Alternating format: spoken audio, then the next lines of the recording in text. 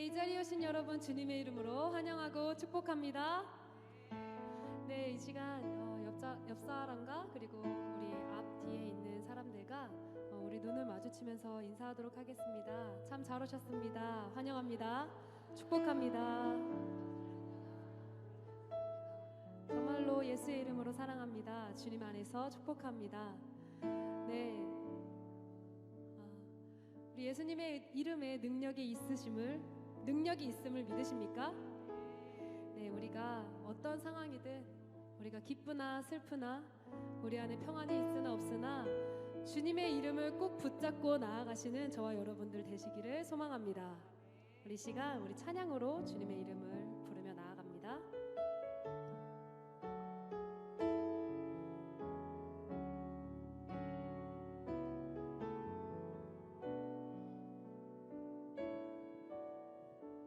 우리 함께 찬양합시다. 슬픈 마음 있는 자, 슬픈 마음 있는 자, 몸가에 몸병든 자, 누구든지 부르시오. 예수 이름 부르시오. 그 이름을 믿는 자, 그 이름을 부르는 자, 그가 어떤 사람이든 그는 구원 얻으리. 처음부터 다시 한번 찬양합니다. 슬픈 마음 있는 자, 몸과 영혼 병든 자, 누구든지 부르시오. 예수 이름 부르시오. 그 이름을 믿는 자, 그 이름을 부르는 자, 그가 어떤 사람이든 그는 구원 얻으리. 예수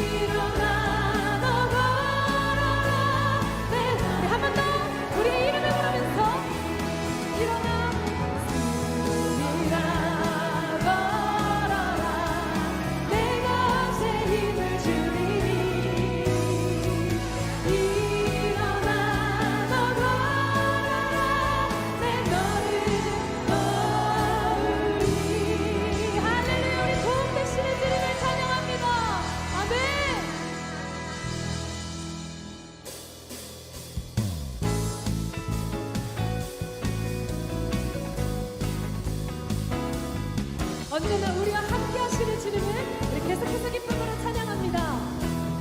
내가 어둠 속에서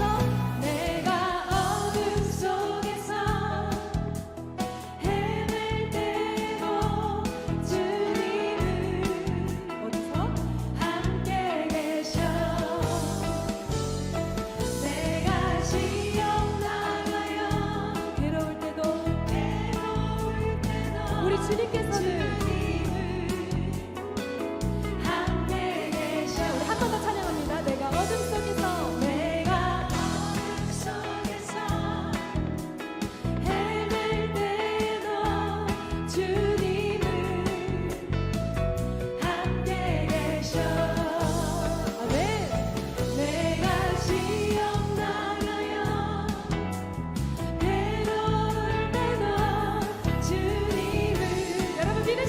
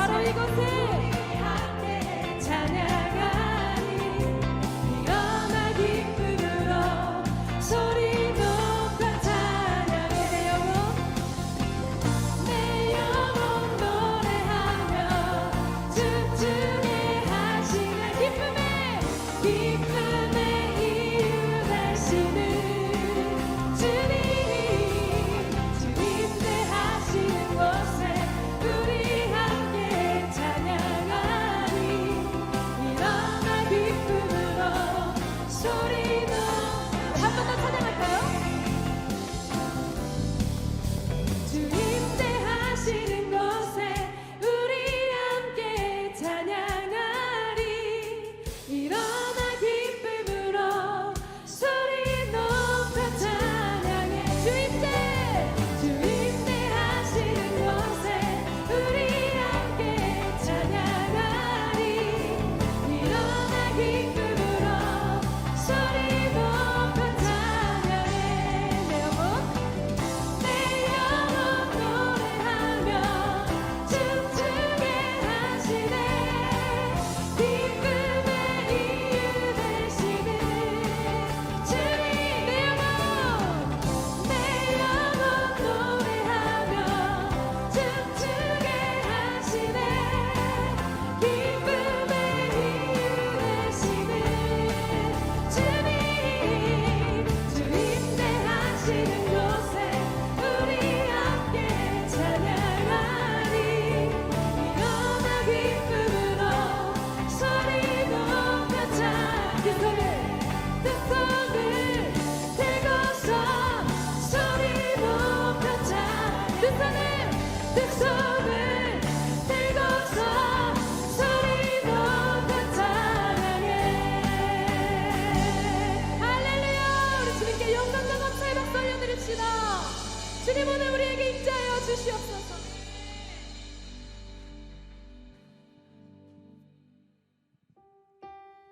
네, 자리에 앉으셔도 좋습니다.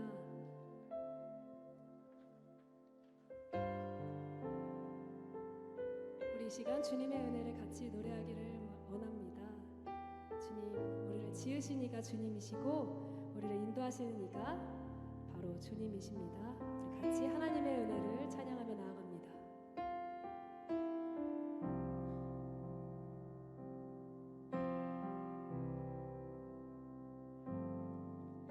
나를 지으신 이가 하나님,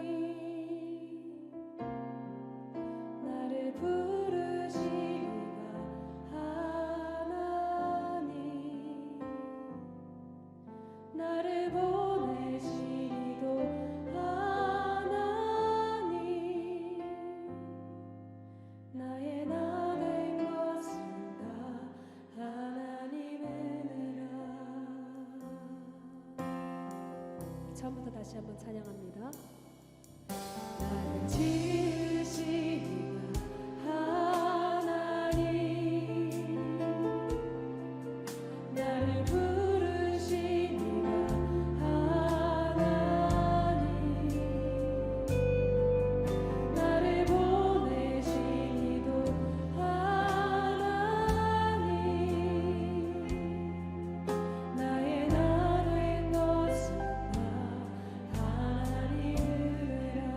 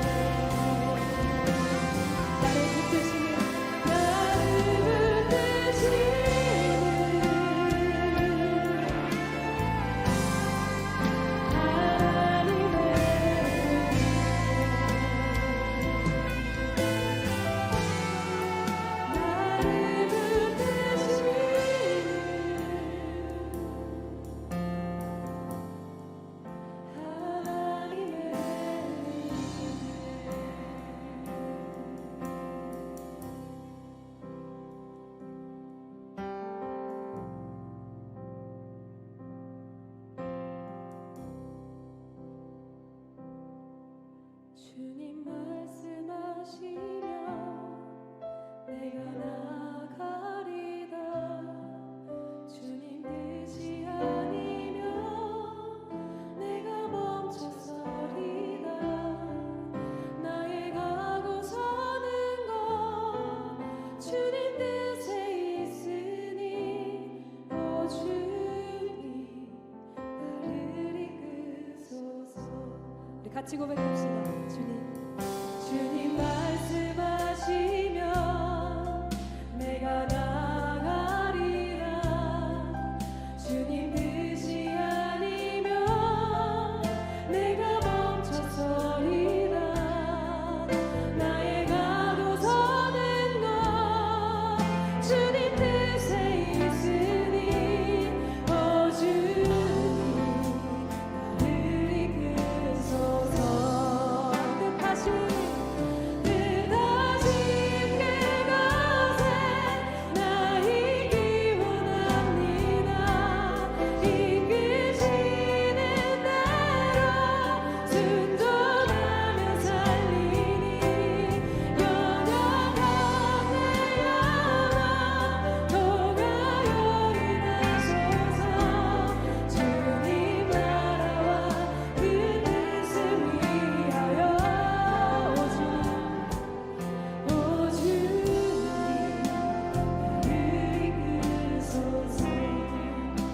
다시 한번 찬양할 텐데요. 우리 결단하며 주님 앞에 고백하며 나아갑시다. 주님 말씀하시면 내가 나가리라. 주님 뜻이 아니면 내가 멈춰서리라. 나의 가고 서는 것 주님 뜻에 있으니 오 주님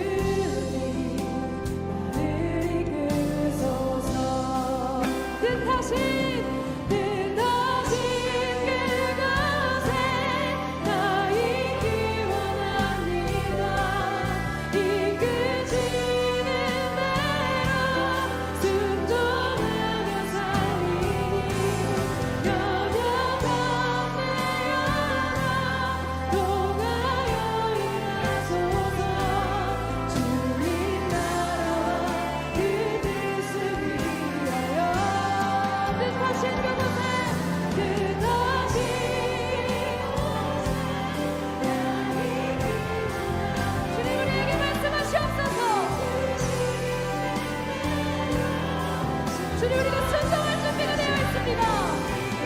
여러분 내 안아 동하여 일하소서. 주님 나라와 그 뜻을 위하여 그 가신 그곳에 이끄시는 대로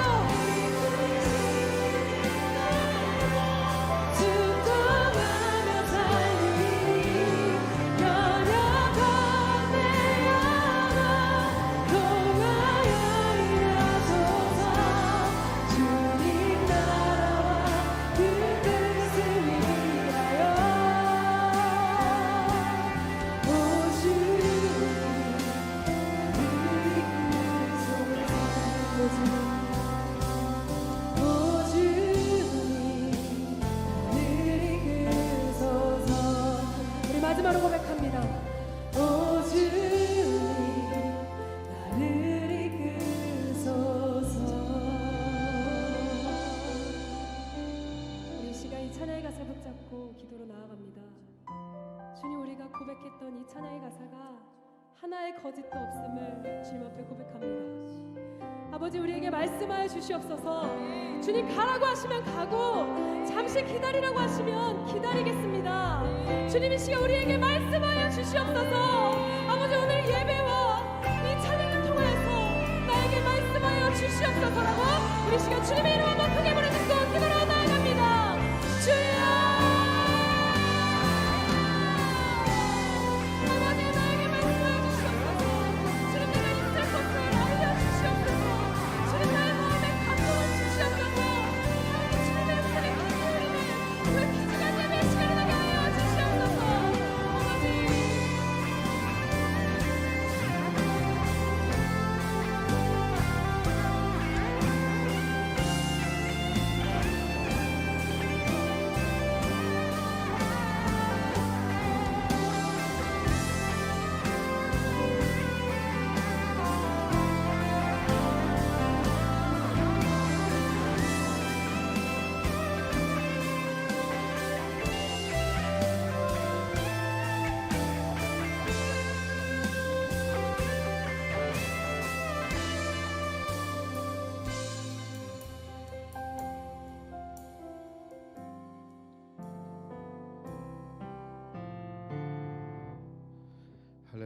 우리 살아계신 하나님께 영광의 박수 올려드리겠습니다.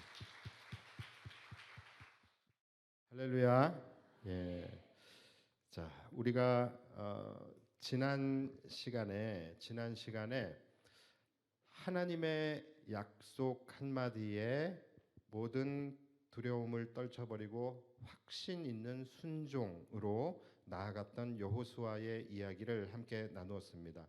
직전까지 두려워 떨었던 여호수아예요. 그런데 하나님께서 두려워하지 말라, 강하고 담대하라, 내가 모세와 함께 했던 것과 같이 너와 함께 할 것이다 라고 말씀하시는 그 말씀 한마디에 이 여호수아는 모든 두려움을 떨쳐버리고 바로 지휘관들을 소집하죠. 그리고 뭐라고 말합니까? 사흘 안에 우리가 이제 가나안으로 진군하여 들어갈 것이다 라고 선포를 하게 됩니다. 자, 여러분, 굉장히 지금 중요한 부분이기 때문에 다시 한번 제가 짚고 넘어가겠습니다. 여러분, 하나님의 말씀이 들려왔을 때에 여호수아 안에서 일어났던 변화가 있어요. 그 변화, 하나님의 말씀에 여호수아가 바뀐 것이 뭘까요? 두 가지입니다. 두 가지예요. 첫 번째는 그의 안에 뭐가 사라졌어요? 두려움이 사라졌어요. 그리고 하나님이 부어주시는 새 힘을 얻게 됩니다. 자, 이것이 첫 번째 여호수아에게 나타났던 변화예요. 자, 여기서 멈춘 것이 아니에요. 그리고 두 번째 변화가 있습니다. 그 두 번째 변화가 뭡니까? 여호수아는 이제 확신 있는 순종으로 나아가게 되었습니다. 자, 저는 이것이 바로 믿음이라고 생각을 합니다.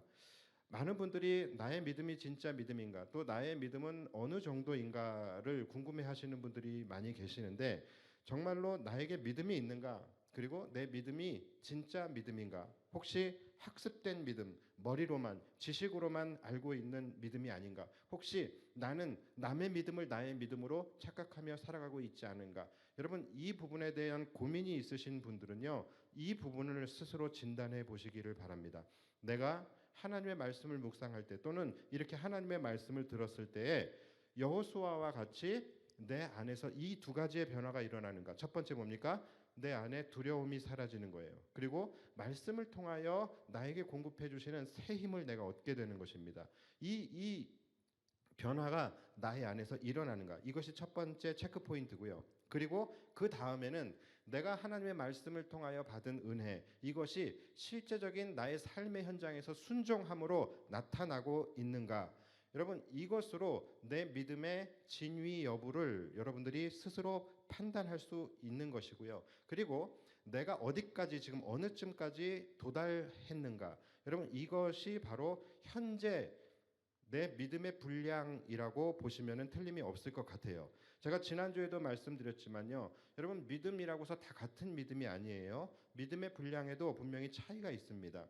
내가 말씀을 듣거나 말씀을 묵상할 때에 내 안에 그 말씀을 통하여 고개가 끄덕여지고 위로함을 받는다, 그렇다라고 한다면 내 믿음은 25%짜리 믿음입니다.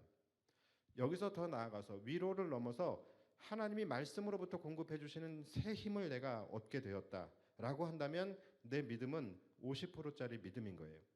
그리고 여기서 더 나아가서 내가 말씀을 듣는 순간 내 마음이 하나님의 만져주심을 따라서 위로함을 얻게 되고, 또 하나님이 부어주시는 새 힘을 공급받게 되고, 더 나아가서 내 안에서 두려움이 사라졌다라고 한다면 내 믿음은 75%짜리입니다. 그리고 여기서 더 나아가서 그 모든 것들이 나의 삶의 현장에서 실현되어지는 것, 내 삶의 현장에서 내가 이 말씀을 붙들고 순종함으로 나아간다, 그것이 100%짜리 믿음인 거예요. 여러분, 물론 믿음이라는 것을 우리가 수치화할 수는 없는 것이죠. 그러나 우리가 우리의 믿음의 분량이 어느 정도인지를 그래도 쉽게 수치화해서 우리가 구분한다라고 한다면 이렇게 된다라는 거예요. 그리고 이것이 중요한 것이 뭐냐면, 이렇게 수치화해서라도 여러분들이 자신들의 믿음을 스스로 계속해서 점검해보고 스스로 하나님 앞에서 달아보는 시간이 반드시 필요하다라는 것입니다. 왜냐하면 여러분, 하나님의 역사, 하나님의 능력, 이것은요, 우리의 믿음이 100% 수치일 때 나타나기 때문에 그래요. 여러분, 굉장히 중요한 말씀이에요. 다시 한번 말씀드릴게요. 하나님의 역사, 우리가 원하는 하나님의 능력, 이것은 우리의 믿음이 100% 수치일 때 나타나게 되는 것입니다. 다시 말해서 하나님의 일하심 그리고 그분의 기적의 역사는 결국 어느 단계에서 나타나게 되는 거예요? 순종의 단계에서 나타나게 된다라는 거예요. 여러분, 우리가 신앙생활하는 목표가 뭡니까? 내 삶에 하나님의 능력이 나타나는 거예요. 내가 받은 은혜가 내 삶에서 하나님의 능력으로 나타나게 되는 거. 이것이 우리가 신앙생활하는 목표 아닙니까? 그런데 많은 분들이 여기까지 도달을 하지 못하죠. 교회에서 은혜는 받아요. 교회에서 은혜는 받지만 삶에서 그것이 능력이 되지 못하고 또 삶에서 이 말씀이 내 삶의 능력으로 나타나지 못하게 된다라는 것이죠. 여러분, 그 이유가 뭡니까? 바로 그 받은 은혜가 삶에서 확신 있는 순종으로 나아가지 못하기 때문이라고 저는 생각을 해요. 자, 그런데 여러분, 우리가 여기서 분명히 알아야 할 것이 있습니다. 하나님의 능력과 하나님의 일하심, 하나님의 역사, 이것은 어디에서 나타나게 된다고요? 바로 순종의 현장에서 나타나게 된다라고 말씀을 드렸죠. 자, 바로 여기에 여러분 비밀이 있어요. 자, 이것을 다르게 이야기하면 뭡니까? 순종의 현장, 하나님의 말씀을 내가 삶에서 실제적인 믿음으로 또 확신 있는 순종으로 나아갈 때, 그때의 그 순종의 현장에서 하나님의 능력이 나타난다라고 한다면, 여러분, 이것을 다른 말로 하면은 순종의 현장에서부터는 내 삶이 내가 예상하지 못하는 방향으로 흘러가게 된다라는 거예요. 자, 잘 이해가 안 가시죠? 왜 그러냐면 순종의 현장에서 그때부터는 이제 내 인생을 내가 이끌어가는 것이 아니라 하나님이 이끌어 가시기 때문이에요. 다시 말해서 그때부터는 내 삶 속에 하나님이 개입하시고 하나님의 방법대로 이끌어 가신다라는 거예요. 그래서 순종한 후부터는 그 이후에 펼쳐지는 나의 삶의 상황들이요, 내가 예상치 못했던 방향으로 나아가게 되기도 합니다. 자, 뭡니까? 하나님이 그렇게 역사하시면서 우리의 인생을 이끌어 가시는 거예요. 대부분의 사람들이 하나님의 말씀을 듣고 은혜를 받지만 그 말씀을 순종으로까지 끌고 가지 못하는 이유가 뭘까요? 대부분의 사람들이 순종하지 못하는 이유는요, 본인의 예상에 사로잡혀 살아가기 때문에 그래요. 다시 말해서 순종했을 때 그 다음 상황이 본인의 예상대로 흘러갈 것 같기 때문에 순종을 못한다라는 거예요. 그래서 순종하게 되면은 뭔가 일이 안 될 것 같고, 순종하게 되면은 손해 볼 것 같고, 피해 볼 것 같고, 또 실패할 것 같고, 이러니까 순종을 못하는 거거든요. 그런데 여러분, 순종의 삶을 살아가기 위해서는 반드시 이 담을 넘어야 합니다. 순종의 현장에서 하나님의 능력이 나타나게 되는 거예요. 여러분, 순종 이후의 상황은요, 우리가 예상할 수도 없는 것이고 예상해서도 안 되는 것이고 또 예상한다 해도 아무 의미가 없는 거예요. 왜냐하면 그때부터는 하나님께서 그분의 방법대로 우리의 삶을, 우리의 인생을, 또 우리의 상황을 이끌어 가시기 때문에 그런 거예요. 그래서 여러분, 순종을 할 때는, 앞으로 순종을 또는 했다면 그 다음에는 내 삶의 상황이 내가 예상하는 것이 아닌 전혀 다른 국면으로 하나님께서 이끌어 가시고 펼쳐 가시게 될 것을 우리가 기대하는 마음으로 순종할 수 있어야 하는 것입니다. 하나님이 내 삶을, 이 상황을 어떻게 이끌어 가실까? 이것을 여러분, 우리가 기대하는 마음으로 순종할 수 있어야 되는 거예요. 내가 순종하지만 그 삶의 그 다음 상황이 그저 내가 예상한 대로 흘러갈 것이다 라는 마음으로 순종을 하는 것은 확신 있는 순종이 아닌 거예요. 순종을 하는 순간부터, 그때부터는 내 인생의 주도권을 하나님이 가져가시게 되는 거예요. 그래서 하나님이 내 삶을 그분의 방법대로 이끌어 가시는 거예요. 그렇기 때문에 내가 예상할 수 없어요. 내가 전혀 예상하지 못하는 새로운 국면으로 하나님께서 이끌어 가실 때가 많이 있다라는 것이죠. 여러분, 우리가 지금 이 땅에 성전 건축을 하면서 우리가 이러한 하나님의 은혜의 역사들을 얼마나 많이 경험했습니까? 그렇죠? 이 땅이 원래는 어떤 땅이었어요? 허가가 나올 수 없는 땅이었죠. 그렇죠? 오죽하면은 우리가 이 땅을 사기 전에 먼저 이 땅을 산 사람이 있어요.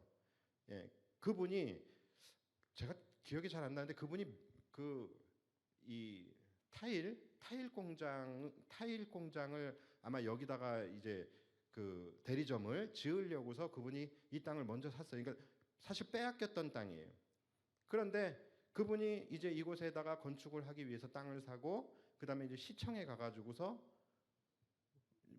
이제 물었어요. 이 허가 관련해서 물었더니 시청에서 단호하게 그 땅은 허가가 날 수 없는 땅입니다라고 얘기를 한 거예요. 그러니까 허가 기관에서 허가가 나지 않는다라고 하면 허가가 나지 않는 땅인 거죠.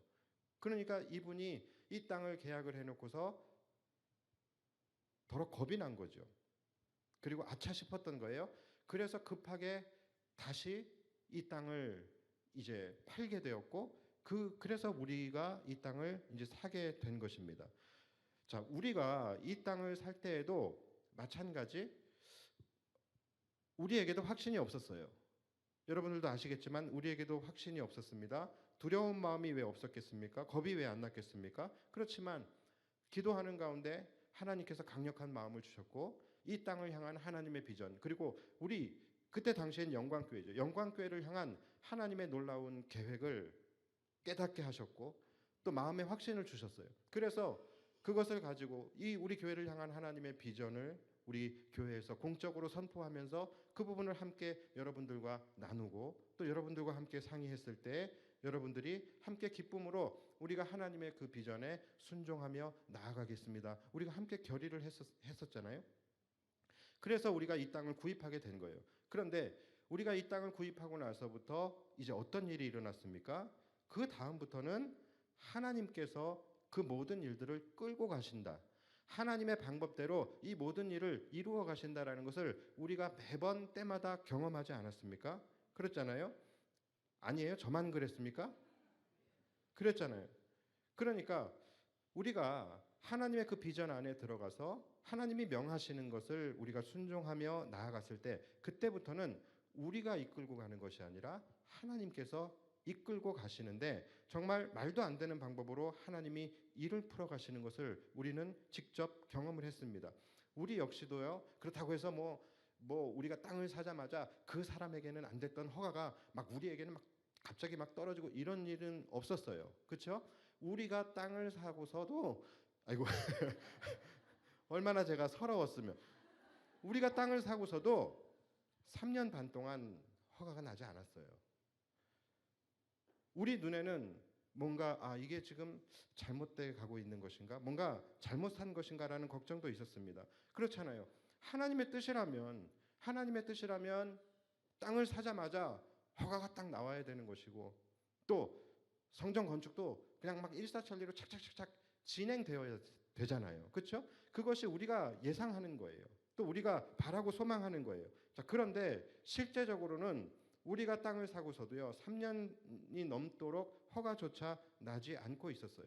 그래서 왜 3년이 넘도록 이 허가조차 나지 않고 있느냐? 3년 동안 힘든 가운데 우리는 계속 이자만 내고 있고, 그러니까 이런 상황 속에서 성도들 가운데서는 마음이 흔들리시는 분들도 있었어요. 그래서 땅을 이거 다시 팔아야 되는 것이 아니냐?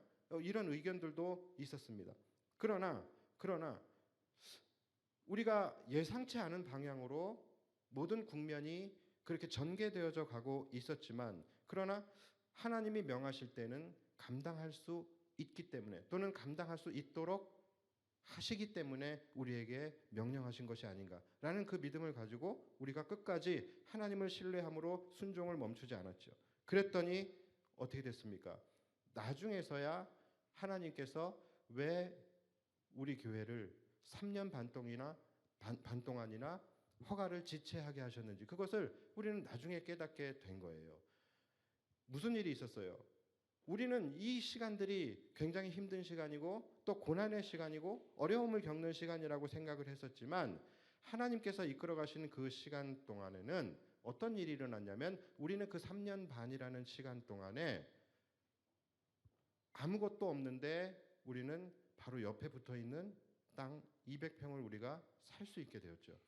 만약에 우리가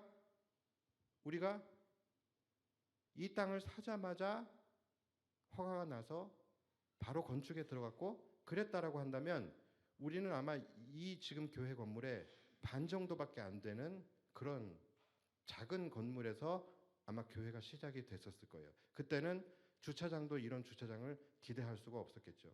그런데 3년 반 동안이나 시간 동안에 마치 하나님께서 허락을 하시지 않는 것 같고 또 우리 교회 입장에서는 그저 이자만 계속 내고 있으니 이것이 굉장히 힘든 시간, 고난의 시간을 지나고 있는 것이다. 또 불안한 마음과 두려운 마음이 또 우리를 힘들게 하고 이런 시간을 보내고 있다라고 생각했지만 결국은 이 모든 일이 하나님의 계획 가운데 있었고 하나님께서 우리를 더 선한 길로 이끌어 가시기 위한 하나님의 선한 섭리의 손길이 있었다라는 것을 우리는 나중에 깨닫게 되는 것이죠. 우리가 이 옆에 있는 땅을 200평 사는 것도요. 그 안에도 얼마나 놀라운 하나님의 기적이 있었는지 몰라요. 근데 지금은 시간이 없기 때문에 이거는 제가 나중에 새롭게 하셔서 나가면 그때 거기서 제가 이거는 간증을 할 건데 이 안에 얼마나 놀라운 하나님의 기적들 정말로 신묘막측한 그 하나님의 섭리와 기적들이 있었는지 모릅니다. 나중에 시간이 되면 우리가 함께 나누게 될 거고요. 자, 그런데 아무튼 이 과정 속에서 정말 놀랍고 기적 같은 그 하나님의 일들이 있었다라는 거예요. 성전 건축을 하면서요. 한 번도 우리가 예상했던 대로 흘러간 적이 없었어요. 모든 것이 다 새로운 국면이었고 그것이 때로는 좌절로 느껴지기도 하고 때로는 또 희망적으로 느껴지기도 하고 이러한 것들을 계속 반복해 가면서 하나님이 이끌어 가시는 대로 우리는 끌려가게 되었었던 것이죠. 여러분 우리도 마찬가지예요. 우리가 삶에서 나름대로 우리가 하나님 앞에 순종한다라는 마음으로 순종을 했지만 그 다음 상황이 우리가 전혀 예상하지 못했던 우리가 예상하는 것은 뭡니까? 내가 순종했으니까 하나님께서 내 삶의 길을 열어주실 거야. 또 은혜를 주실 거야. 좋은 일들을 만나게 하실 거야. 이러한 마음으로 우리가 그런 기대감을 가지고서 순종을 합니다. 그런데 막상 순종하고 났는데 내 삶에 그 다음 벌어지는 그 상황들이 오히려 더 힘들어지고 오히려 더 고난과 시련을 가운데로 들어가게 되는 그런 상황이 생길 수 있어요. 그런데 그때마다 우리는 좌절하고 낙심하게 돼요. 그런데 여러분 거기서 순종을 멈추시면 안 되는 거예요. 여러분 우리 눈에는 그것이 어려움의 시간이고 고난의 시간이라고 느껴질지 모르지만 실제적으로는 하나님께서 우리를 위하여 더 선한 길로 이끌어 가시기 위한 하나님의 방법이고 하나님의 과정일 수 있다라는 것이죠. 모든 것이 그랬어요. 우리가 성전 건축을 진행해 나가면서 정말로 단 한 번도 그냥 우리가 예상하고 또 우리가 바랐던 대로 이렇게 일이 전개되었던 적이 없는 것 같아요. 모든 것이 넘어야 할 산이었고 그랬었는데 나중에 지나고 났을 때에 돌아보면은 그 모든 하나하나가 하나님의 기적의 행진들이었고 하나님의 일하심이었구나. 이것을 우리가 깨닫게 된다라는 거예요. 우리가 예배당을 지으면서 우리가 무슨 힘이 있습니까? 우리는 그 어떤 부정한 방법이라든지 편법이라든지 또는 백이라는 거 이러한 것들을 우리는 한 번도 사용한 적이 없었어요. 그냥 우리는 힘이 없기 때문에 매 시간 그냥 힘없는 성도들이 함께 모여서 릴레이로 기도하면서 하나님의 도우심만을 구하며 갔었던 것 같아요. 그랬더니 우리는 힘이 없었지만 힘 있는 하나님께서 전면으로 나서셔서 이 모든 일들을 풀어가시고 이끌어가시는데 그 모든 것들을 우리가 다 경험했잖아요. 그 철옹성과 같다는 하남시청 그 담을 무너뜨려 주시고 그 겹겹이 쌓인 여리고성과 같다는 건축가와 하숙과 이것도 하나님이 무너뜨려 주시고 그 홍해와 같다는 수자원 공사 그 수자원 공사의 수문을 열어주시고 그렇게 해서 이곳에 지금 우리 새영광교회가 세워진 것 아닙니까? 막히는 일이 있을 때마다 얼마나 많았는지 몰라요. 그런데 그때마다 하나님께서 꼭 필요한 사람 이 일에 꼭 필요한 사람을 우리 교회 새 가족으로 보내주시고 그래서 그분들이 정말로 꼭 필요한 데 가서 자신의 역할을 하는 거예요. 해결이 되면 또 우렁각시처럼 빠지고 그래서 그분들 지금 하나도 남아있는 분들이 없어요. 그렇게 모든 순간들이 처음부터 끝까지 하나님의 신묘막측한 기적의 역사, 그 기적의 이끄심을 통하여 이곳에 아름다운 하나님의 교회가 세워지게 된 것입니다. 그래서 여러분 우리 기억하시잖아요. 우리가 모든 공사를 마치고 감격스럽게 우리가 이 성전에 입당하면서 여러분 우리가 마지막에 고백한 것이 뭡니까? 우리는 하나밖에 고백할 수가 없었어요. 하나님이 하셨습니다. 그렇잖아요. 여러분 그런 거예요. 그렇게 세워지게 된 곳이 우리 새 영광교회예요. 만약에 우리가 하나님의 거룩한 비전 안에 들어가지 못하고 하나님의 명령에 우리가 순종하지 못하고 두려워서 포기하거나 중간중간에 어려움이 생길 때마다 우리가 끝까지 순종하지 못했다라고 한다면 우리에게는 아마 아무 일도 일어나지 않았을 거예요. 우리 새 영광교회는요, 여러분 하나님의 증거입니다. 하나님의 살아계심의 증거이고 하나님의 일하심의 증거예요. 하나님의 명령에 순종한 자들이 누리게 되어지는 승리의 열매들이고 순종한 자들에게 부어주시는 축복의 산물입니다. 앞으로도 여러분 우리에게 주신 이 새 영광교회를 통하여 그 축복이 여러분들의 삶으로, 인생으로, 가정으로, 자녀들에게 흘러가게 될 줄 믿습니다. 이처럼 여러분 순종하기 전에는 항상 우리가 어디에 빠지게 되냐면 우리의 예상의 틀, 우리의 경험의 틀, 우리의 지식의 틀, 여기에 우리가 사로잡혀 버리게 된다라는 거예요. 그래서 우리를 두렵게 하는 거예요. 하나님의 말씀에 우리가 담대히, 강하고 담대하게 순종하지 못하도록 우리의 마음을 사로잡는 거예요. 두려움으로 사로잡는 거예요. 여호수아가 두려워하면서 하나님의 말씀에 순종하기를 주저했던 것처럼 말이죠. 여러분 이제 아시겠습니까? 우리의 최대의 적이 왜 두려움인지. 이 두려움이라는 것이 바로 순종을 가로막는 주범입니다. 순종의 현장에서 하나님께서 일하시고 순종의 현장에서 하나님의 놀라운 역사와 기적이 일어난다는 것을 악한 사단 마귀가 너무나도 잘 알기 때문에 우리가 순종으로 나아가지 못하도록 사단이 우리 안에 주는 것이 바로 두려움이라는 거예요. 그래서 우리의 마음을 뭘로 사로잡습니까? 안 될 거야. 허가가 안 날 거야. 건축을 못 할 거야. 왜냐하면 우리가 거기에 흔들릴 수밖에 없는 이유는 뭡니까? 그게 팩트거든요. 그게 실제 세상의 논리로 봤을 때 팩트이고 충분히 우리가 예측 가능한 현실이거든요. 안 된다는 거.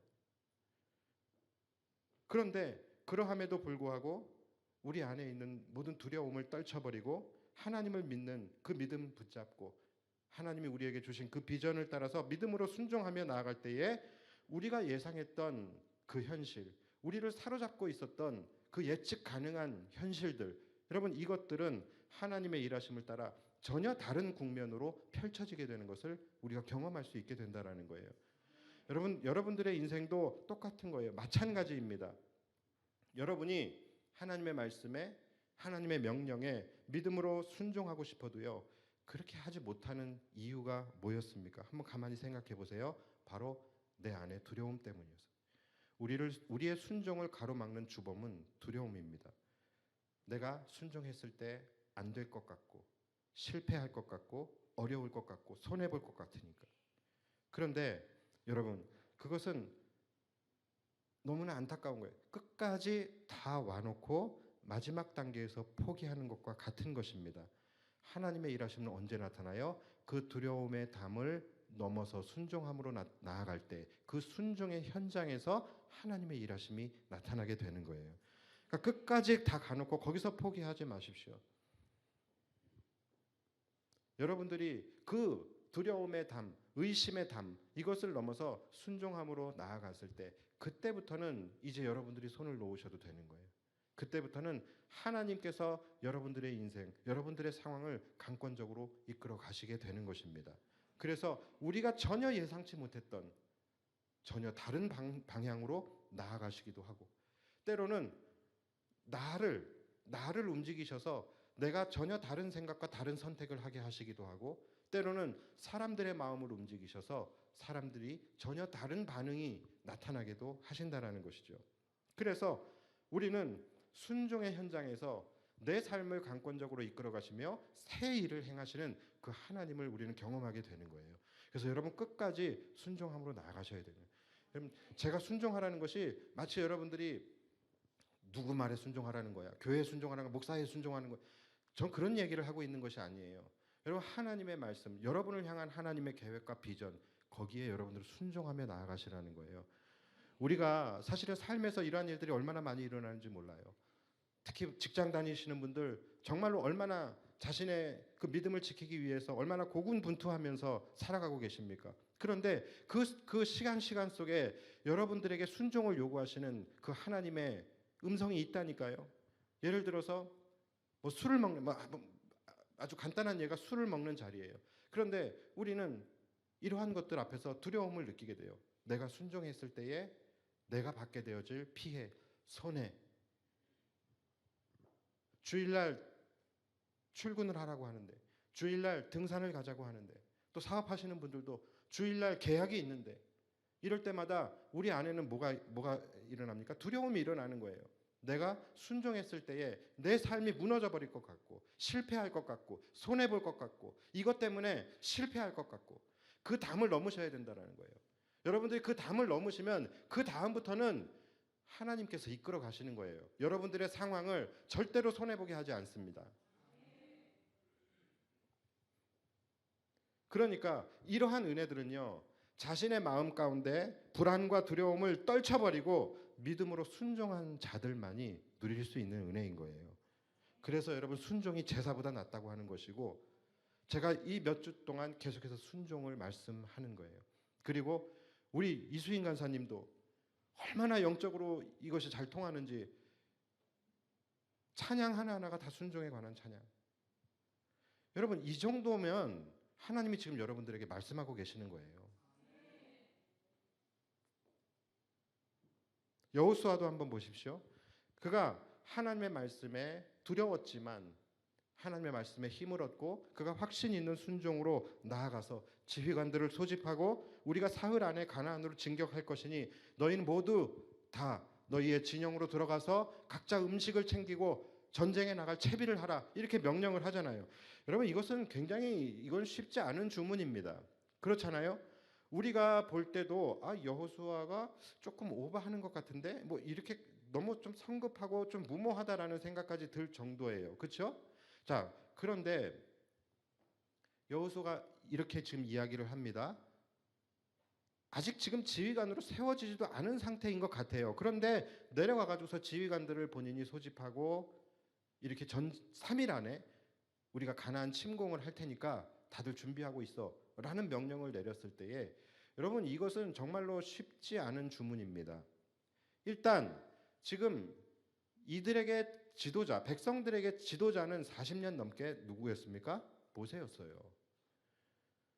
모세가 지금 지워지지 않은 상황입니다. 그런 상황에서 소집하고는 말도 안 되게 3일 안에 가나안에 들어갈 거래요. 지금 이들은 여호수아를 지휘관으로 인정하지 않았어요. 아직 세워지지도 않았어요. 여러분, 누가 거기에 동의를 할 수 있겠습니까? 그러니까 지금 현실적 상황을 봤을 때에 우리가 충분히 예측 가능한 상황들이 있단 말이죠. 그렇죠? 그게 뭡니까? 콧방귀 끼는 거예요. 참, 너가 뭔데? 누가 너를 우리의 지휘관으로 세웠는데? 내가 왜 너의 말을 들어야 하는데? 이런 반응들이 나오는 것이 우리가 충분히 예측 가능한 상황 아니겠습니까? 그리고 지금 이 모압 평지에만 지금 7, 8개월 이상 지금 머물고 있는데, 지금 어떻게 보면 퍼질 대로 퍼져 있는데 갑자기 지금 3일 안에 가나안을 침공하겠다라고 하니까, 여러분, 이걸 누가 동의할 수 있겠습니까? 강력한 반발에 부딪히게 되는 것, 이것이 우리가 충분히 예상할 수 있는 시나리오예요. 그런데 이 여호수아의 순종의 현장에서 하나님께서 일하시기 시작하니까 백성들에게서 어떤 반응이 나타납니까?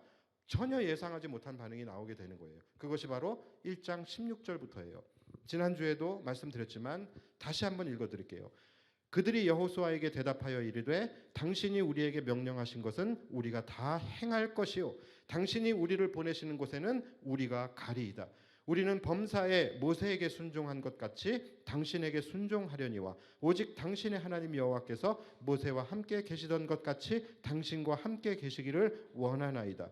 누구든지 당신의 명령을 거역하며 당신의 말씀을 순종하지 아니하는 자는 죽임을 당하리니 오직 강하고 담대하소서. 구구절절, 정말로 이게 백성들의 입에서 나온 소리인가 하나님의 음성인가 싶을 정도로 여호수아에게 힘이 되는 말을 지금 하고 있어요. 너무나 놀라운 상황이 전개가 되는 거예요. 아마 여호수아 자신도 엄청 놀랐을 거예요. 믿음으로 선포하기는 했지만 이 불순하고 완악한 백성들이 나의 말을 수락을 할까? 수긍을 할까? 따라올까? 이러한 마음, 조마조마한 마음들이 왜 없었겠습니까? 그런데 백성들이 지금 이렇게 반응을 하니까 아마 자신도 굉장히 당황했을 것 같아요. 자, 그런데 여러분 여기서 더 어메이징한 것이 뭔지 아십니까? 여기서 더 놀라운 것은 여호수아의 명령에 지금 이렇게 대답한 사람들이 누구냐면은 바로 12절부터 나오는 자들이에요. 자, 12절부터 제가 읽어 드릴게요. 여호수아가 또 루벤 지파와 갓 지파와 므낫세 반 지파에게 말하여 이르되 13절 여호와의 종 모세가 너희에게 명령하여 이르기를 너희의 하나님 여호와께서 너희에게 안식을 주시며 이 땅을 너희에게 주시리라 하였나니 너희는 그 말을 기억하라. 자, 여호수아가 지금 누구에게 이야기를 한 거예요? 루벤 지파와 갓 지파와 므낫세 반 지파예요. 그러니까 이 대답을 한 사람들이 누구냐면 바로 이 사람들이에요. 자, 그런데 여호수아가 뭐라고 말했습니까? 너희가 이 말을 기억하라라고 말했어요. 자, 그 말이 무슨 말입니까? 여러분들 아시죠? 우리가 민수기 함께 나눴으니까. 자, 이 사건이 무슨 사건이냐면 바로 민수기 32장에 나오는 사건이에요. 자, 이들이 처음에 최초의 요단강 동편에 이들이 도착을 했을 때에 가만히 보니까 요단 동편 땅이 너무 좋은 거예요.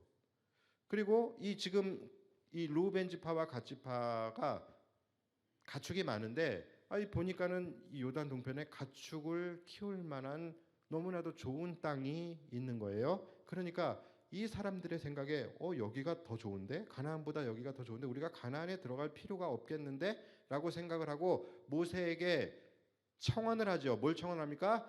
전쟁 불참을 청원합니다. 우리는 전쟁 안 하겠습니다. 우리는 가나안 땅 차지하지 않겠습니다. 우리는 그냥 이 땅에 살겠습니다라고 이야기를 해요. 그때의 모세의 반응이 어땠습니까? 모세가 엄청 화를 냈죠. 니네 지금 뭐 하는 거냐? 니네 야 이놈들아, 이 이기적인 놈들아, 니네만 잘 살겠다고 하는 거냐? 그렇다면 너희의 지금 형제 자매들은 어떻게 하란 말이냐? 왜 너희 형제 자매들이 가나안 땅을 갖는 것을 왜 너희들이 그것을 막고 있느냐? 이렇게 막 모세가 화를 내잖아요. 그래서 그때에 뭐 여차무차 해가지고 결국은 합의점을 찾게 되죠. 그 합의점이 뭐였습니까? 그래, 이 땅, 이 요단 동편 땅을 너희에게 줄게. 단 가나안 정복 전쟁을 우리가 하게 될 때에 너희도 반드시 전쟁에 참여해야 한다. 그리고 너희가 선봉에 서야 한다. 자, 이것이에요. 그래서 너희가 선봉에 서서 이 가나안 정복 전쟁을 잘 치르고 그리고 승리했을 때에 그래서 가나안 땅을 정복했을 때에 너희는 다시 돌아서 요단강 건너 요단 동편에서 그 땅에서 너희가 살아라. 이렇게 해서 서로 합의를 했어요. 자, 그리고 난 다음에 이제 여호수아가 오늘 그 얘기를 하는 거예요. 너희 그거 기억하지? 너희가 모세와 했던 그 약속 기억하지? 이제 그거 지키라고 말하고 있는 것입니다. 여러분 사실 지금 이들은 이미 지금 요단 동편 땅을 지금 기업으로 받은 사람들이에요. 그렇죠? 그러니까 이들은 사실은 가나안 전쟁에 참여할 특별한 이유가 없어요. 그리고 가나안 전쟁을 참여해도 승리를 해도 이들은 받을 땅이 없어요. 얻을 게 없다라는 것이죠. 그런 상황이에요. 이미 땅을 받았으니까. 그러니까 지금 뭘 요구하는 거냐면 얻는 것 없이 희생만 요구하고 있는 거예요. 화장실 들어갈 때 마음 다르고 나올 때 마음 다른 것이 인지상정이에요. 그런데 여러분들 같으면 이 전쟁에 나가고 싶으시겠어요? 자, 그런데 여기서 여호수아는 한술 더 떠서 더 심한 것을 요구하죠. 그냥 너희들 이 전쟁에 참전만 하라는 게 아니라 너희가 선봉에 서서 나가야 된다. 너희가 선봉에 서서 나가서 싸워야 한다라고 말을 하고 있는 거예요. 그러니까 지금 이미 더 이상 받을 땅도 없는 그런 자들에게 가장 최전방에서 목숨이 위태로운 가장 험지로 너희들이 나가야 한다라고 이야기를 하고 있는 거예요. 자, 여러분 이 상황 속에서 우리가 일반적으로 생각할 수 있는 예상 반응은 뭡니까? 우리가 예측 가능한 이들의 예상 반응이 뭐예요? 싫은데 이거죠. 네가 뭔데? 네가 뭔데 우리한테 가라 말아야?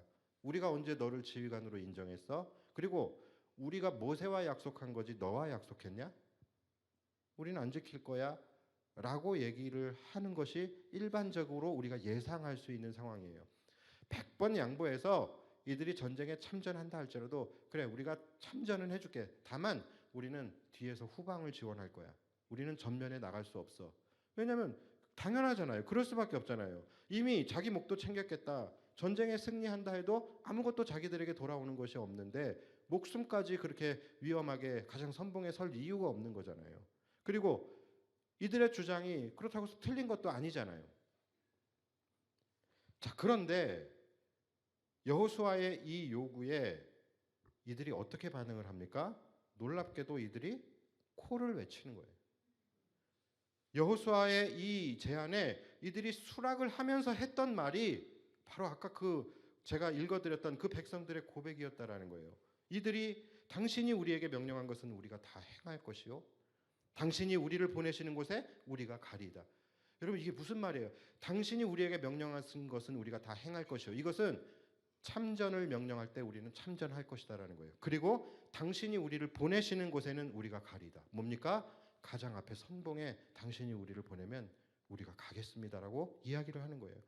우리는 범사에 모세에게 순종한 것 같이 당신에게 순종하려니와 오직 당신의 하나님 여호와께서 모세와 함께 계시던 것 같이 당신과 함께 계시기를 원하나이다.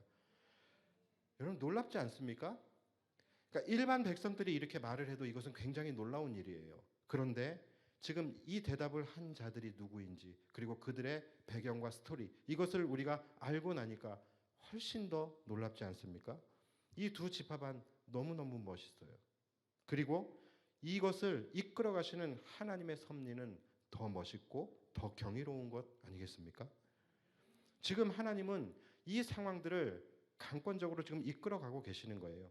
하나님의 말씀에 즉각적으로 순종하며 나아갔던 그 여호수아와 그 순종의 현장을 너무나도 멋있게 이끌어가고 계시는 여호수아와 하나님과의 콜라보, 이스라엘 민족과 하나님과의 콜라보. 여러분 이것을 우리가 뭐라고 합니까? 바로 로마서 8장 28절 하나님을 사랑하는 자 곧 그 뜻대로 부르심을 받은 자들은 뭐예요? 모든 것이 합력하여 선을 이루느니라. 여러분 이것이에요. 우리의 삶에 나타나야 할 것은 바로 이것입니다. 하나님이 우리와 함께 하시며 하나님의 도우심과 이끄심으로 말미암아 모든 것이 합력하여 선을 이루어가는 인생. 여러분 이것이 그리스도인들의 목적이 되는 것이죠. 그래서 여러분 항상 여러분들의 인생은 혼자 살아가는 것이 아니라 하나님과의 콜라보가 있어야 되는 것입니다. 그래야지 여러분들의 삶이 승리할 수 있게 되는 거예요. 자, 여러분, 그렇다면은 하나님이 여러분들의 인생에 함께 하시면서 여러분들의 인생을 강권적으로 이끌어 가시는 그 하나님과의 아름다운 콜라보가 이루어지기 위해서는 어떻게 해야 합니까? 이것을 말씀드리고 마칠게요. 어떻게 돼야 됩니까? 하나님이 여러분들의 인생의 무대로 들어오셔야 되는 거예요. 그렇죠? 그러니까 여러분들의 인생에 하나님을 초청하셔야 된다는 거예요. 그래야지만 하나님과 여러분의 콜라보가 여러분들의 인생 속에서 이루어지게 되는 것이죠. 자, 여러분 그러기 위해서는 어떻게 해야 된다고요? 바로 그 열쇠가 뭡니까? 하나님은 언제 그분의 역사를 나타내신다고요? 바로 순종의 현장이에요. 그렇기 때문에 여러분들의 인생에서 순종이 가장 중요하다라는 거예요. 여러분들이 순종할 때 그 순종의 현장에 하나님이 찾아오셔서 하나님께서 여러분들의 삶을 이끌어 가시게 되는 거예요. 그렇기 때문에 여러분 순종이 중요한 것입니다. 그럴 때에 모든 것이 합력하여 선을 이루어 가시는 그 하나님의 역사가 여러분들의 삶에서 나타날 수 있는 거예요. 이제 다음 주에부터 우리가 나누게 되어지는 여호수아 2장. 이 2장에서도 보시면요. 기가 막히고 신나는 하나님과의 콜라보가 일어나게 돼요. 자, 이것은 다음 주부터 나누기로 하고 오늘 말씀은 여기서 정리를 하려고 합니다. 여러분들의 인생, 행복한 인생, 신나는 인생이 되고 싶으십니까? 여러분 그렇다면 하나님과 동행하시면서 그분과의 아름다운 콜라보를 이루시기를 바랍니다. 그런 인생이 되셔야만 하는 거예요. 우리가 그분의 비전을 위하여 쓰임받는 자가 되고 우리의 인생이 하나님의 그 놀라운 계획과 비전 안에 들어가게 될 때에 그때에 그분이 우리의 인생 속에 들어오셔서 그분의 방법대로 우리의 삶을 이끌어 가실 수 있게 되는 것입니다. 그리고 그럴 때에 우리는 하루하루를 살아갈 때에 모든 삶이 바로 기대와 소망 속에서 살아갈 수 있게 되는 거예요. 여러분, 우리에게 소망이라는 것은 저 하늘나라 천국의 소망만 있는 것이 아닙니다. 우리에게 소망은요, 지금 우리가 살아가고 있는 삶 속에서, 또 매일의 삶 속에서 이것이 이루어져야 하는 것이죠. 어떻게요? 하나님께서 오늘 내 인생에 들어오셔서 내 삶을 어떻게 펼쳐 가실까? 어떻게 그분의 방법으로 내 인생을 이끌어 가실까? 이것에 대한 기대와 소망이 매일같이 있어야 된다는 거예요. 그것이 그리스도인의 삶입니다. 내가 날마다 그저 일관된 생활, 예측 가능한 생활을 하면서 살아가는 것은 그리스도인이 아니에요. 매일 아침마다 새롭고 아침마다 하나님의 말씀을 묵상하고 그 말씀을 내 삶에서 순종하며 나아갈 때에, 그때에 우리 안에는 어떤 마음이 드는 겁니까? 하나님께서 내 인생과 콜라보하셔서 오늘은 내 인생을 어떻게 이끌어 가실까? 오늘은 내 삶에 무엇을 펼쳐 가실까? 이것을 날마다 기대하고 소망 가운데 살아가는 것, 그것이 그리스도인의 인생이라는 것입니다. 때로는 내가 원하고 바라던 대로 이끌림을 받지 않을 때도 있어요. 그러나 우리가 순종하며 하나님과 동행하는 삶을 사는 사람들은요, 거기에 낙심하거나 좌절하지 않게 되는 거예요.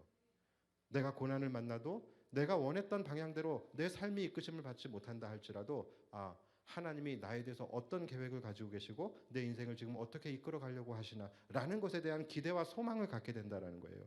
낙심하고 좌절하는 것이 아니라. 여러분, 그것이 그리스도인의 삶입니다. 우리가 하나님 없이 그냥 우리의 힘으로만 살아가게 된다면 우리는 그저 날마다 우리의 힘의 한계 속에서 예측 가능한 삶을 살아갈 수밖에 없게 되는 거예요. 고난을 만나도 그것은 그냥 말 그대로 고난으로 끝나는 거예요. 그러나 우리가 하나님과 콜라보된 삶을 살아가게 된다면 삶에서 만나는 모든 고난과 시련은 그것은 더 이상 고난이 아니라 하나님의 일하심의 과정이고 위장된 축복이라는 것을 우리는 경험하며 살게 될 것입니다. 마치 우리 교회가 이 3년 반의 그 고난의 시간을 보내왔지만 그것이 우리의 눈에는 고난이라고 여겨지고 이것이 어려움의 시간이라고 느꼈지만 나중에 알고 봤을 때 그것이 축복이었던 것처럼, 사실 하나님의 강력한 기적의 역사는 언제 나타납니까? 우리 교회만 봐도 바로 그 3년 반의 시간 안에 하나님의 기적들이 나타나게 되었어요. 그러니까 여러분, 우리도 마찬가지예요. 우리가 삶에서 순종하며 나아갈 때에 물론 우리의 삶에, 우리의 눈앞에 우리가 원하지 않는 삶의 상황들이 펼쳐질 수 있습니다. 오히려 더 고난과 시련의 시간을 만나게 될 수 있어요. 그런데 여러분, 지나놓고 보면은 그것이 내 삶을 이끌어 가시는 하나님의 역사고 과정이고, 그리고 실제적인 내 삶을 향한 하나님의 놀라운 기적의 역사는 바로 그 시간에 일어나게 되는 거예요. 우리도 모든 하나님의 역사와 기적들은 그 3년 반 안에 다 일어났어요. 그러니까 여러분들이 우리가 정말로 그리스도인으로서의 삶을 살아가고 하나님과 함께 동행하는 콜라보 되어진 그 인생을 살아가게 된다면 우리의 삶은 날마다 기대와 소망 가운데 살아갈 수밖에 없게 되는 거예요. 그래서 여러분, 오직 순종입니다. 오직 순종하는 삶을 살아갈 때에 내 삶 속에서 하나님이 역사하시는 거예요. 그래서 여러분, 앞으로 살아갈 때에 이 순종이라는 것의 범위가 굉장히 넓죠. 내게 주어진 삶을 감사함으로 살아내는 것, 이것도 순종입니다. 내게 맡겨진 사명을 내가 기쁨으로 감당해내는 것, 이것도 순종입니다.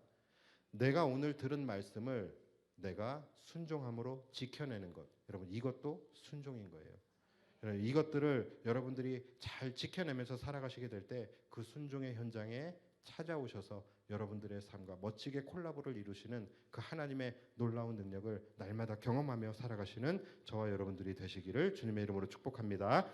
이 시간 우리 함께 찬양할 텐데요. 십자가의 길, 순교자의 삶, 우리 이 찬양을 오랜만에 좀 했으면 좋겠습니다. 여러분, 우리가 십자가의 길을 간다, 순교자의 삶을 산다, 이 말 많이 듣는데 우리는 이 말을 들을 때마다 굉장히 마음이 경건해져요. 그리고 그 삶이 어떤 삶일까? 내가 살아내지 못하는 그 거룩한 삶일까? 또는 정말로 고난의 가시밭길을 걸어가는 그러한 아픔의 삶일까? 그런데 여러분, 그렇지 않습니다. 십자가의 길, 무슨 길입니까? 그냥 순종의 길이에요. 우리를 살리시기 위해서 십자가에서 죽기까지 순종하신 그 예수님의 그 순종의 길, 그것이 십자가의 길이에요. 순교자의 삶, 거창한 것 아닙니다. 순종하는 삶입니다. 결국은 십자가의 길, 순교자의 삶, 마치 거창하고 거룩한 것 같지만 우리가 하나님의 말씀에 믿음으로 순종하며 확신 있는 순종으로 나아가는 삶, 그것이 순종의 삶이에요. 그럴 때에 하나님의 사랑이 우리와 함께 할 것입니다. 이것이 이 찬양의 가사예요. 우리 이 찬양을 부르시면서 다시 한번 결단하는 마음으로 찬양했으면 좋겠습니다. 함께 찬양합시다.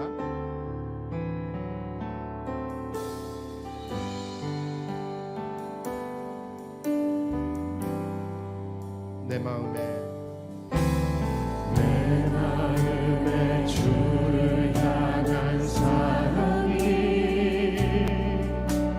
나의 말에 주가 주신 진리로 나의 눈에 주의 눈물 채워주소서.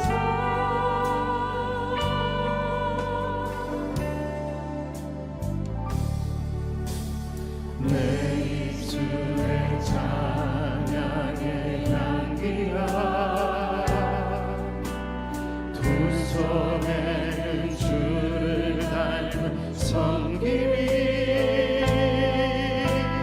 나의 삶에 주의 흔적 남게 하소서.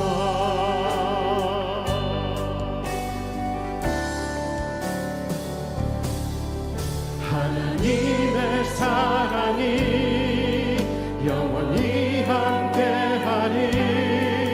십자가의 길을 걷는 자에게 순교자의 삶을 사는 이에게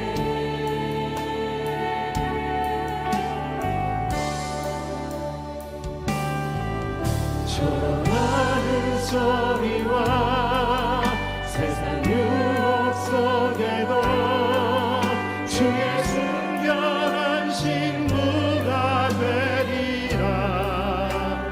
내 생명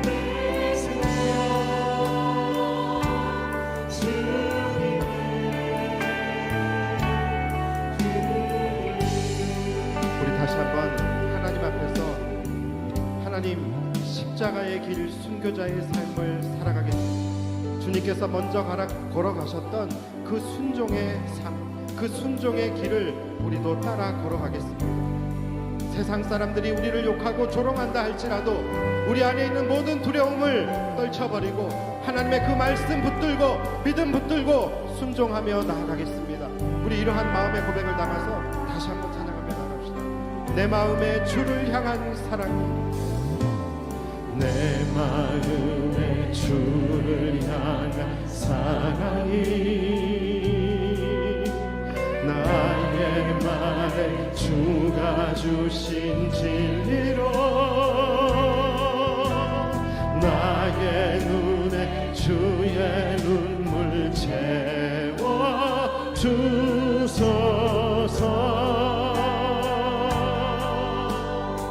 그렇습니다. 주님, 내 입술에 찬양의 향기가 두 손에 주를 닮은 순종이 나의 삶에 주의 흔적 남게 하소서. 하나님의 사랑이 영원히 함께하리. 십자가의 길을 걷는 자에게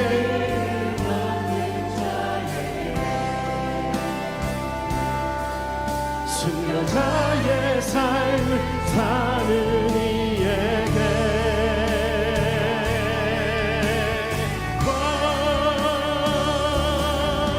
조롱하는 소리와 이 세상의 유혹 속에도 주의 순결한 식부가 되리라. 내 생명 그렇습니다. 순종하며 나아가는 여러분들의 삶에 하나님의 사랑이 함께할 것입니다. 하나님의 사랑이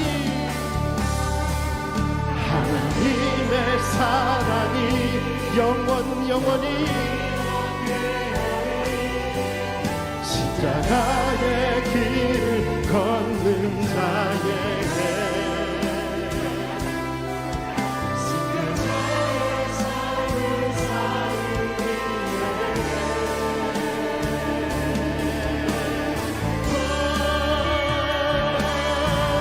전하는 소리와 세상의 유혹 속에도 그렇습니다. 주님의 순결한 신부가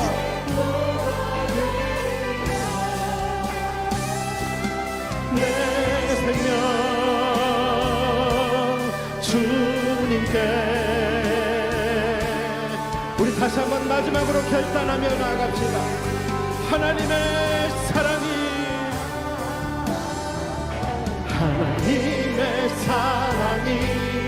영원히 함께하리. 십자가의 길을 걷는 자에게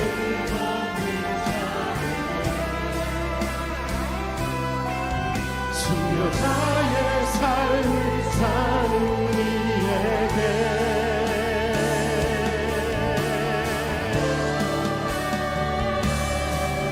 전하는 소리와 세상 유혹 속에도 주의 순결한 신부가 되리라. 내 생명 주님께 내 생명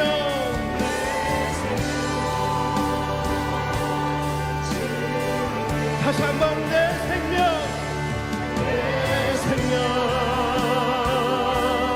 주님께 드리리. 나의 생명을 드리니 나의 생명을 드리니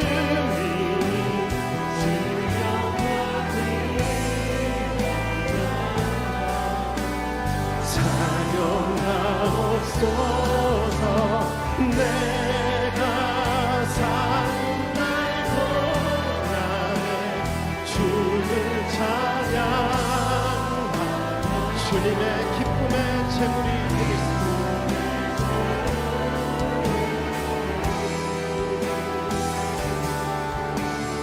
나를 알아주소서.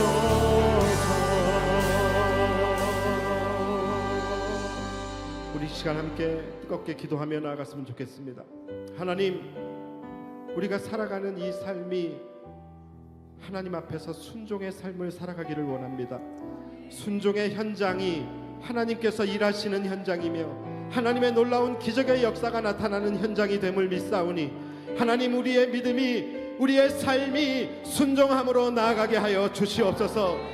하나님, 우리가 하나님의 거룩한 그 말씀에 흔들리지 않고 순종할 수 있는 믿음의 강건함을 이 시간 우리에게 부어 주시옵소서. 주어진 삶 속에 감사함으로 순종하게 하여 주시고 맡겨진 사명의 기쁨으로 감당하게 하여 주시며 우리에게 주시는 그 말씀을 기쁨으로 지켜내는 그러한 순종의 삶을 살아감으로 말미암아 우리의 삶 속에서 놀랍고 아름다운 하나님과의 콜라보가 일어나게 하여 주시옵소서. 내 인생을 이끌어가시는 하나님의 그 역사를 우리가 기대하고 날마다 소망 가운데 살아가게 해달라고 이 시간 주의 이름 간절히 부르며 기도하며 나아갑시다. 주여.